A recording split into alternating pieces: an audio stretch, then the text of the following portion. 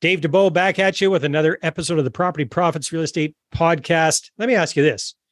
Have you tried and failed at using social media? I'm talking about LinkedIn, Facebook, Instagram, whatever, to generate interest, generate investor leads for your deals?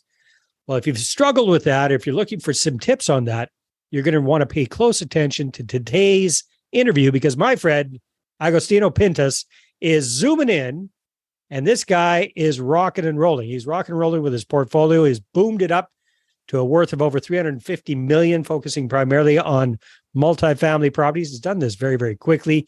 He's also very, very active with his own podcast. He's got well over, at this point, 360 episodes published. He's an author. He's a trainer. He's got things going on with social media. So that's what we're going to focus on here today, is what he's up to with social media to shake that tree and have some investors fall out of the bottom there. So, Agostino, good to see you again, my friend. Thanks for being on the show. Good to see you again, too, my friend. Hopefully all has been well in your world. It's all good. It's even better now that you're here, buddy. I'll tell you what. There we go. So, Agostino, people, if they want to find out more about your journey, we talked about that on the last episode where I interviewed you and talked about your meteoric rise in the multifamily space. So today, let's focus right in on what you're up to when it comes to social media marketing, so to speak, because there's so much stuff out there, so many different gurus, quite a few of them who are just, living in their mom's basement, pontificating about all the stuff that they haven't actually done. So I love the fact that, before we jumped on camera here, you're telling me a little bit about what you're up to these days when it comes to social media, specifically LinkedIn, and generating interest for your deals. So walk me through a little bit about how that journey has gone for you and what you're up to these days. Absolutely. So, to find more about my background for your listeners there, definitely check out Dave's other interview. I think we go deeper into that because I think it's going to be important to figure out, like, how do you build a $350 million asset portfolio? Well, you don't do it all on your own, right? And you certainly need to use other people's money, other investors to really believe in you and get in on those deals, right? That's a big part of it. So, and to your point, just like you said earlier, a second ago, one of the ways is to leverage social media, right? And before I get into that, there's a lot of people out there that hate social media. I have personal friends of mine that are in our space, Dave. They're in our space. They despise social media. They don't even use social media because they feel like they turn into a political type of scenario, right? Which I don't even want to get into that. However, by ignoring it, you're leaving a big chunk of eyes off the table. And to try to play this game the way it's being played without social, it just makes things extremely, extremely difficult. So the reason why I say that is because for many folks out there, they may hate social media, they don't understand social media. You have to, no matter what, you have to start. And there are certain ways of like content preparation and going crazy in terms of hiring a team and cutting up all these clips and putting the closed captions and all that fun stuff. You know what? Record. Turn the camera on and record. That's so. So what did you first start with, Agostino, when you started with social media, and how long ago was that when it comes to raising capital? You know what? It started with the podcast. For me, it started with the podcast, and I didn't even want to do it, honestly. I did not want to do it because you know what? You know what it was, Dave? It's because you're putting yourself out there, and you know what? The money for these deals that we've done so far are not in this couch. They're not here. They're not on the surface or inside the folds here. I got to get out there and go. So you're not picking up loose change from the cracks of the couch there. All right, exactly. You got to get out there, and that was the biggest part is getting over that mental fear of putting yourself out there. And that was the biggest part, man. I mean, that was the biggest part. Is really I had no idea what I was doing. I had no idea. Fortunately, my girlfriend at the time, who's now my wife, she was the technical side as far as how to figure out how to do the work. How do you actually record it, clip it, cut it, edit it, all that fun stuff. And get it up on the interwebs. Well, yeah, exactly. So now we find out who the brains behind the operation really is. Sir. That's right. But you know what though? Here's the thing though. Now, I mean, this is going back like 4 or 5 years ago. Yeah. And not that it was that difficult back then, but it's even easier today. Well, I mean, that's a long time in the podcast space, my friend. I think when we first started doing our podcast, there were something like 600,000 of them out there. Now there's 2.5 million.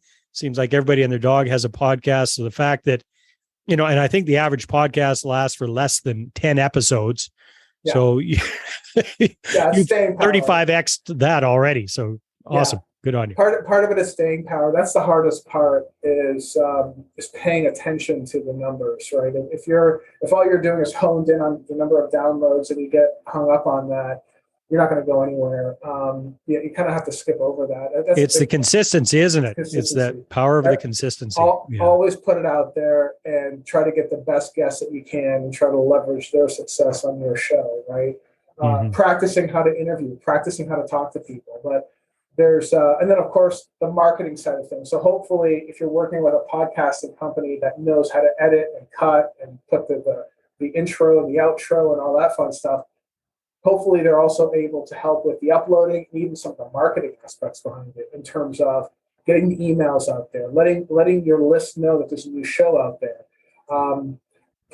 maybe pushing it on social media, that kind of thing. So you started 4 or 5 years ago with the podcast, and then now you've morphed that into you're doing more things more regularly on social media in addition to the podcast. So what did that first look like for you, Agostino? Did you jump right into LinkedIn, or did you do Facebook or Twitter or Instagram or all of the above? So it's funny because every single platform has a different angle. And it's funny because I'm a user of all the platforms. And I shouldn't say use like I'm a heavy user, but it's like I have an account on all the platforms, right? And it's funny how you and I, when we have our LinkedIn hat on, we have our professional hat. And if we have our Facebook hat on, we have our baseball cap on sideways. Or maybe we have dirty clothes on, and maybe if you're on TikTok, you're doing a little dance or something like that, right? It's funny how it's the same person, but 4 or 5 different avatars depending on who's watching, right? Sides of your personality, so to speak. Exactly. Yeah. So the thing is though is that, and I don't want to overcomplicate it. That's the thing, because if someone's never done this before at all, they're starting at zero. Even if you have one piece of content that you created and you put it out there.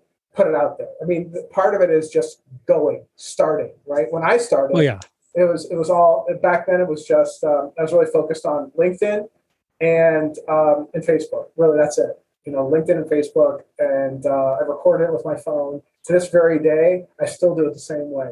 I prepare, I know what I'm going to talk about.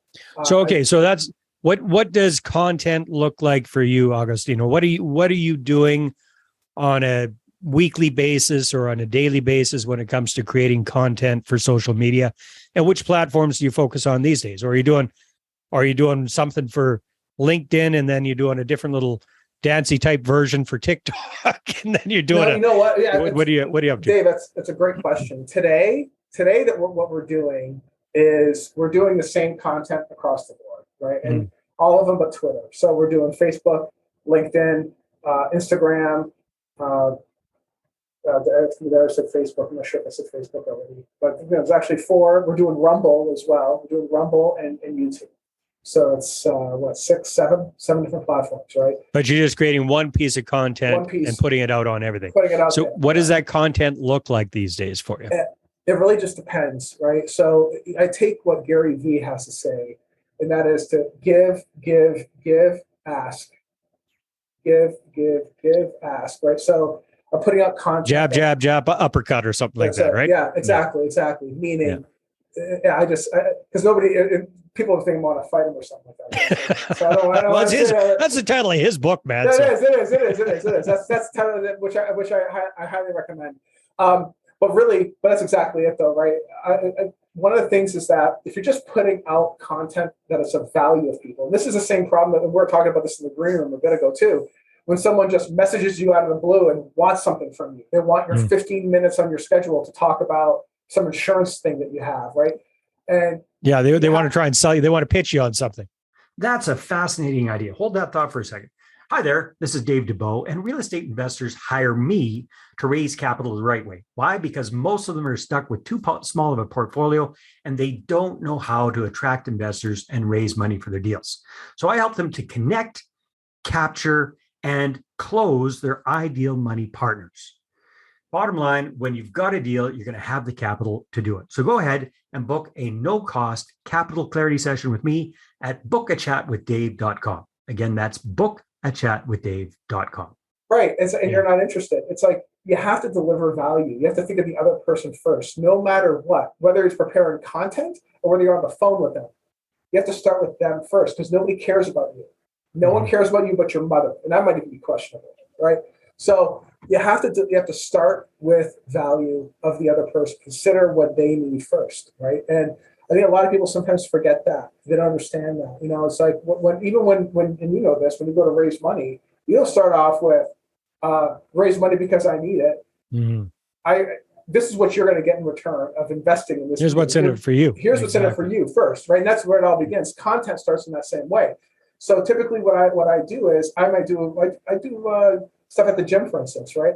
I'll talk about the gym workout I did and why discipline is important and how does that discipline apply to real estate? You know, why is that important? Who cares about that? Well, it's a big deal. If anybody's been in the real estate game, a lot of guys work out at the gym.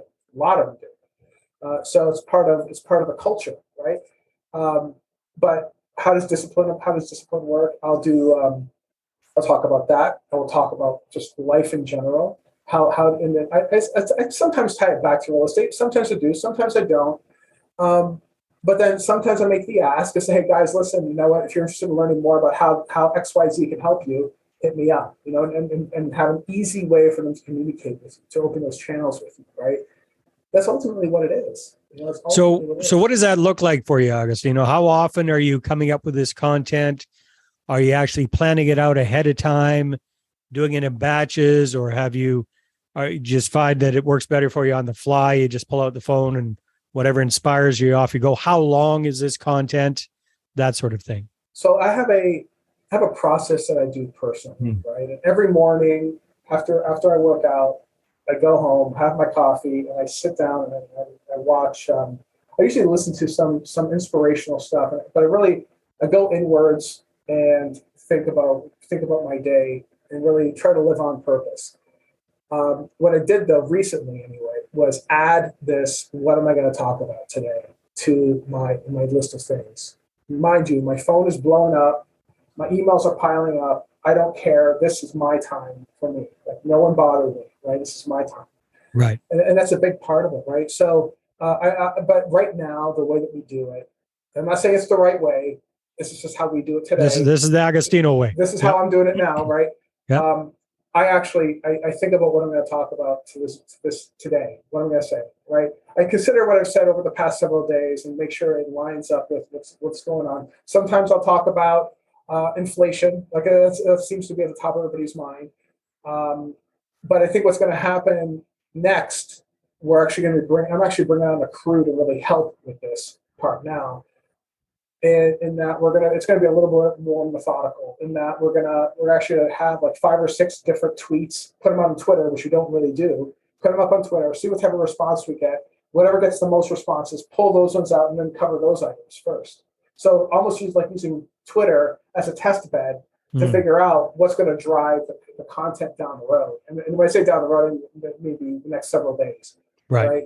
To really give it some thought. And then also cutting up that content into reels, into the shorter bite-sized versions of, especially when it comes to LinkedIn and Facebook, right?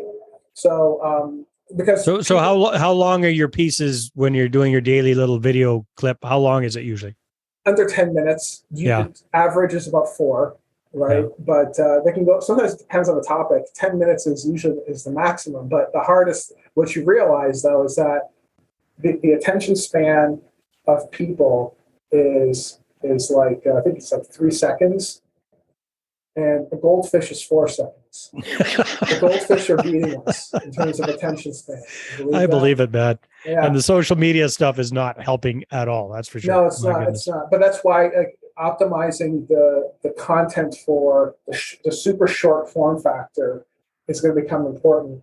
And that's the thing. I got to a point now where I just can't dedicate that kind of time to doing it. I can certainly create the content. I think that the content really needs to come from the guy who's running it 100%. So so up and down now, because you haven't had a team doing this stuff for you now, what does it look like with you creating this content? Are you uploading it to all the different platforms? Are you chopping it up into pieces? You have a VA doing that. What's that looking like? Yeah, that's a great question. So right now with the podcast stuff, that's all handled by my team. My team handles all that. Yeah. When it comes to the daily stuff, I literally do it by myself. I write it out. I practice on it a little bit too, and then I put it out there. And I'll put the little. I go through and I correct all of the closed captions, the different colors, all that. Oh yeah, it's work, man. I mean, this is not an easy thing, right? I mean, It takes effort. It takes effort. But you know what though? It's kind of like the more you get good at those sorts of things, the faster it gets. The faster it gets. And then also, I think you realize if you start getting traction, you realize it is actually worth doing. So if you had to pick one to start with, knowing what you know now, which one would you start with?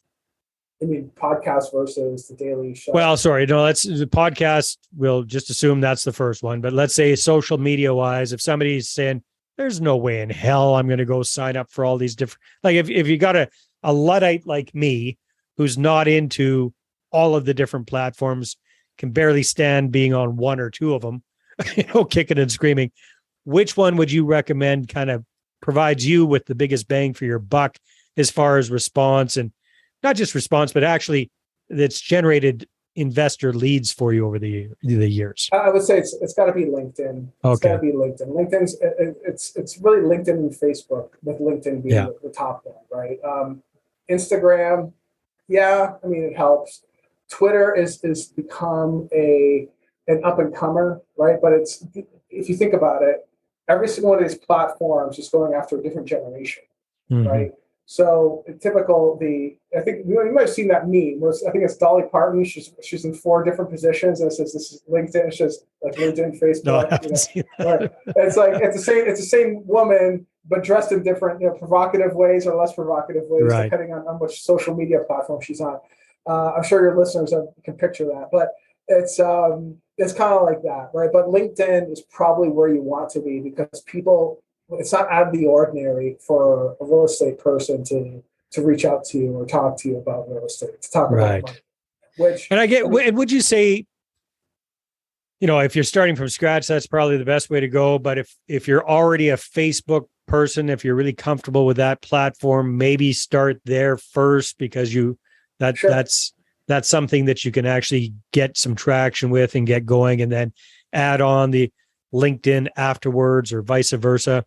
What would your recommendation? That's fine too. I think the hardest part is just getting started. Exactly. That's the hard part. The hard part is, it's like, oh my God, I gotta prepare for what I'm going to say and deliver it in a clear, concise way to keep the person engaged for longer than 3 seconds. Yeah.